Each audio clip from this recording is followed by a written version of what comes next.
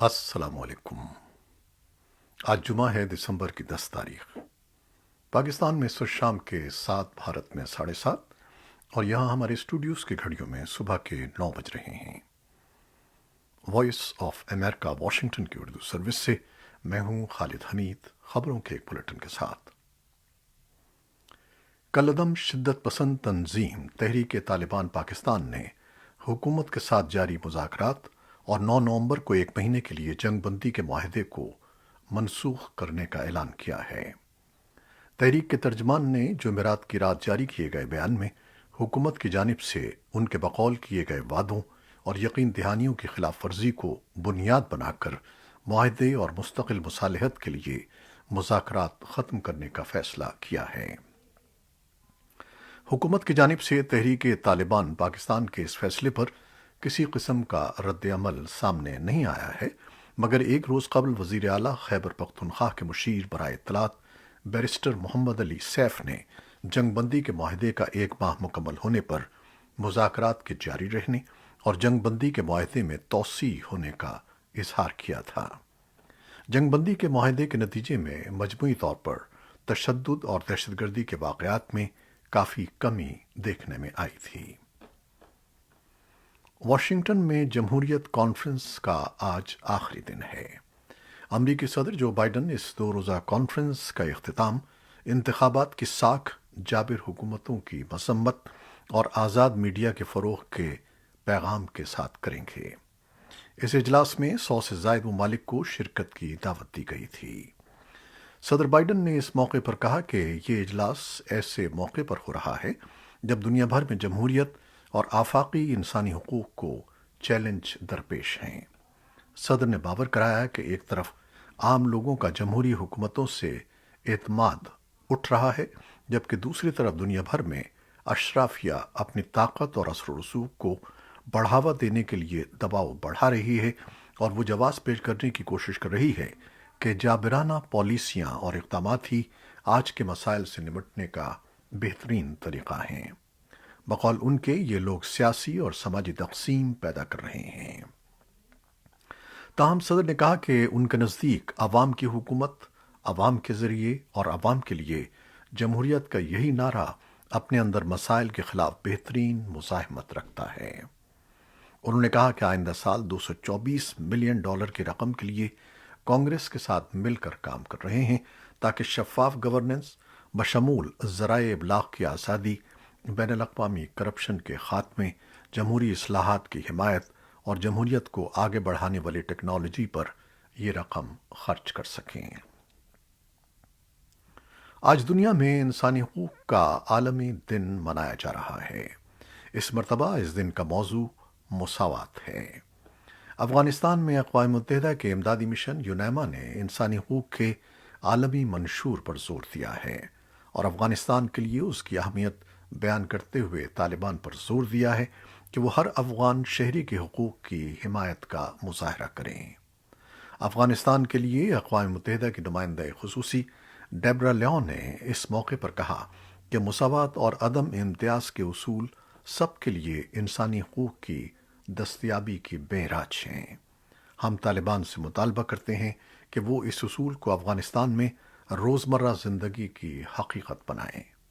پاکستان کے دفتر خارجہ نے اس موقع پر اپنے پیغام میں ملک میں انسانی حقوق کے تحفظ اور احترام کا اعادہ کیا ہے۔ بھارت کے زیر انتظام کشمیر میں شورش اور سیاسی مزاحمت کو کچلنے کے لیے نافذ قانون ان لافل ایکٹیویٹیز پریونشن ایکٹ 1967 کے استعمال پر مقامی اور بین الاقوامی انسانی حقوق کی تنظیموں نے بھارتی حکومت پر زور دیا ہے کہ وہ جموں و کشمیر میں انسانی حقوق کی مبینہ پامالیوں کو روکنے کے لیے ٹھوس اقدامات کرے۔ دوسری جانب بھارتی حکومت اپنے زیر انتظام کشمیر میں اٹھائے جانے والے اقدامات کا دفاع کرتی ہے اور انہیں عوام کے تحفظ کی اپنی ذمہ داری نبھانے اور علاقے کو 3 دہائیوں سے جاری شورش سے نجات دلانے اور تعمیر و ترقی کی راہ پر ڈالنے کے لیے ضروری قرار دیتی ہے۔ افغان وزارت ٹرانسپورٹ اور سول ایویشن کے طالبان عہدیداروں کا کہنا ہے کہ کابل کے بین الاقوامی ہوائی اڈے کا انتظام سنبھالنے کے لیے غیر ملکی کمپنیوں کے ساتھ بات چیت آخری مراحل میں ہے۔ وزارت کے ترجمان امام الدین احمدی نے وائس آف امریکہ کو بتایا کہ وہ حکومتوں سے نہیں بلکہ مختلف کمپنیوں سے کابل ایئرپورٹ کا نظام حوالے کرنے کے لیے بات کر رہے ہیں اور ایسی کمپنی کا انتخاب کیا جائے گا جو افغانستان کے قومی مفاد میں کام کرے۔ ترک صدر رجب طیب اردوان نے کہا کہ ترکی اور قطر کی کمپنیاں کابل ایئرپورٹ کو چلانے کے لیے مذاکرات کریں گی اور طالبان سے اس مسئلے پر بات کریں گی۔ ترک صدر کا کہنا تھا کہ اگر حالات سازگار رہے، خصوصی طور پر سیکیورٹی کے، تو ترکی اور قطر کابل ایئرپورٹ کو چلائیں گے۔ اسی اثنا میں ایک نجی Afghan airline Kam Air پچھلے 4 ماہ میں پہلی بار جمعے کے روز نئی دہلی کے لیے پرواز کرے گی۔ سعودی عرب کے ولی عہد محمد بن سلمان ان دنوں خلیجی ممالک کے دورے پر ہیں۔ علاقائی صورتحال اور عالمی منظرنامے کے تناظر میں ان کے دورے کو اہمیت کا حامل قرار دیا جا رہا ہے۔ بدھ کو محمد بن سلمان قطر کے دارالحکومت دوحہ پہنچے۔ 4 برس قبل دونوں ملکوں کے درمیان تعلقات میں اس وقت سرد مہری آ گئی تھی جب سعودی عرب اور خطے میں اس کے اتحادی ممالک متحدہ عرب امارات اور بحرین نے دہشت گردی کی معاونت اور ایران کے ساتھ مبینہ قربتوں کے باعث قطر کے ساتھ اپنے روابط ختم کر لیے تھے۔ البتہ رواں برس جنوری میں سعودی عرب کے شہر الغلا میں خلیج تعاون کونسل کے اہم اجلاس میں ان ممالک نے قطر کے ساتھ اپنے تعلقات بحال کر لیے تھے۔ سعودی ولی عہد ایسے موقع پر خطے کے ممالک کے دورے پر ہیں جب گزشتہ ہفتے ترک صدر رجب طیب اردوان نے بھی قطر کا 2 روزہ دورہ کیا تھا۔ ترکی نے سن 2017 میں سعودی عرب اور اس کے اتحادی ممالک کی جانب سے قطر کے بائیکاٹ کے دوران اس کا بھرپور ساتھ دیا تھا۔ البتہ حالیہ معاشی بحران کے باعث ماہرین کے مطابق ترکی، قطر، متحدہ عرب امارات اور سعودی عرب کے ساتھ تجارت کے فروغ اور غیر ملکی سرمایہ کاری کے حصول کے لیے کوشاں ہے۔ عراق میں دولت اسلامیہ یا داعش کے دہشت گرد گروپ سے لڑائی میں قیادت کی ذمہ داری امریکہ اور اس کے اتحادیوں سے منتقل ہو کر اب عراقی سیکیورٹی فورسز کے حوالے کر دی گئی ہے۔ اس بات کا اعلان جمعرات کی اعلی صبح عراقی حکام نے کیا۔ اعلان میں بتایا گیا ہے کہ امریکہ اور اس کے اتحادی افواج ضرورت پڑنے پر محض معاونت فراہم کرنے کا کام کریں گی۔ گزشتہ جولائی میں وائٹ ہاؤس میں عراقی وزیراعظم مصطفیٰ الکاظمی اور امریکی صدر جو بائیڈن کی ملاقات ہوئی تھی، جس دوران یہی منصوبہ طے ہوا تھا اور اس بات کا پہلی بار اعلان کیا گیا تھا کہ عراق میں لڑاکا مشن بند کیا جائے گا۔ ایک بیان میں عراق میں امریکی قیادت والے اتحاد کے commander major general John Brennen نے کہا ہے کہ ہمیں یقین ہے کہ ہماری مضبوط رفاقت کا ثمر یہی ہے کہ داعش کو دوبارہ سر اٹھانے نہیں دیا جائے گا۔ اس اعلان کے باوجود امریکی فوجی اہلکاروں نے بتایا ہے کہ داعش کے خلاف آپریشن تبدیل نہیں ہوگا۔ پینٹاگون کے پریس سیکریٹری جان کربی نے جمعرات کو اخبار نویسوں کو بتایا کہ اس وقت اندازاً 2500 امریکی فوجی عراق میں موجود ہیں۔ امریکی محکمہ خارجہ کے ترجمان نیڈ پرائس نے جمعرات کے روز کہا ہے کہ امریکہ نے ان اطلاعات کے موصول ہونے پر شدید برہمی کا اظہار کیا ہے کہ میانمار کے شمال مغربی علاقے ساگینگ میں میانمار کی فوج نے 11 افراد کو ہلاک کر دیا ہے۔ فوجیوں پر الزام ہے کہ انہوں نے لوگوں پر گولیاں چلائیں اور ان کی لاشوں کو نذر آتش کر دیا، جن کی جلی ہوئی باقیات ایک گاؤں سے ملنے کی اطلاعات ہیں۔ نیڈ پرائس نے کہا کہ ہمیں ان قابل بھروسہ اور پریشان کن اطلاعات پر انتہائی دکھ ہوا ہے کہ شمال مغربی برما میں میانمار کی فوج نے دیہی علاقے کے 11 افراد کو، جن میں بچے بھی شامل تھے، رسیوں سے باندھ کر نذر آتش کر دیا۔ نیڈ پرائس نے میانمار کی فوج سے ایک بار پھر یہ مطالبہ کیا ہے کہ وہ فوری طور پر تشدد کے حربوں کا استعمال بند کر دیں اور ان تمام افراد کو جنہیں 1 فروری کو فوجی انقلاب کے دوران غیر قانونی طور پر پکڑا گیا تھا، رہا کر دیں۔ امریکی ایوان نمائندگان نے بدھ کے روز ایک بل کی منظوری دی جس میں چین کے سنکیانگ کے خطے میں تیار کردہ مصنوعات کے معاملے پر تشویش کا اظہار کیا گیا ہے، چونکہ وہاں مبینہ طور پر جبری مشقت کے ہتھ کنڈوں سے کام لیا جاتا ہے، جس کی وجہ سے وہاں کی برآمدات پر پابندی لگانے کا مطالبہ کیا گیا ہے۔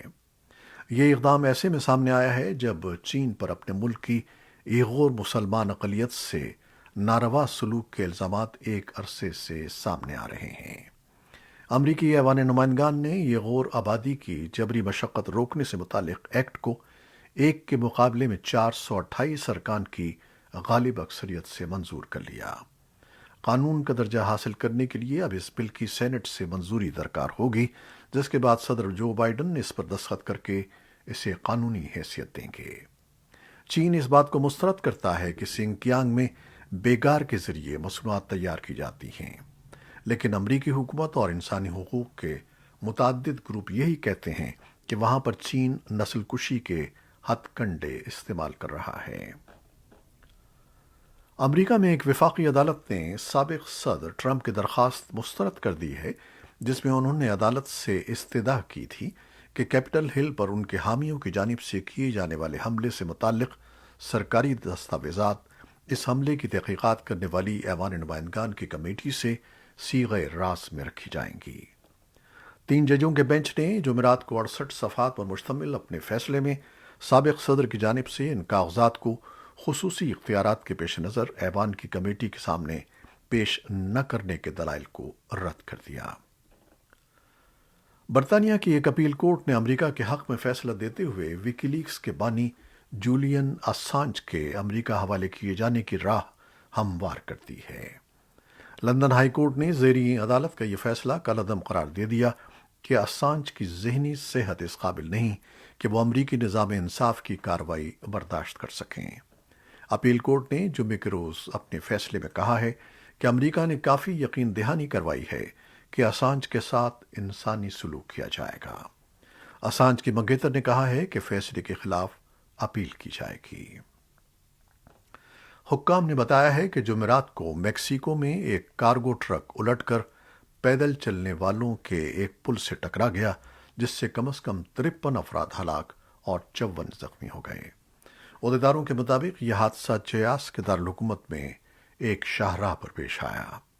حادثے کا شکار ہونے والے بظاہر تارکین وطن ہیں، جن کا تعلق وسطی امریکہ سے ہے۔ اطلاعات کے مطابق بچ رہنے والے افراد نے بتایا کہ ان کا تعلق ہمسایہ ملک گوئٹے مالا سے ہے۔ ٹرک میں 200 افراد سوار تھے۔ یہ تھیں وہ خبریں جو فیس بک لائیو پر ہم نے آپ کے لیے پیش کی۔ ہماری ویب سائٹ، یوٹیوب اور پوڈ کاسٹ پر یہ بلیٹن آپ کے لیے پوسٹ کر دیا جاتا ہے۔ ہمارے اس بلیٹن کو شیئر کرنا نہ بھولیے گا۔ خالد حمید اب اجازت چاہتا ہے۔ اللہ حافظ۔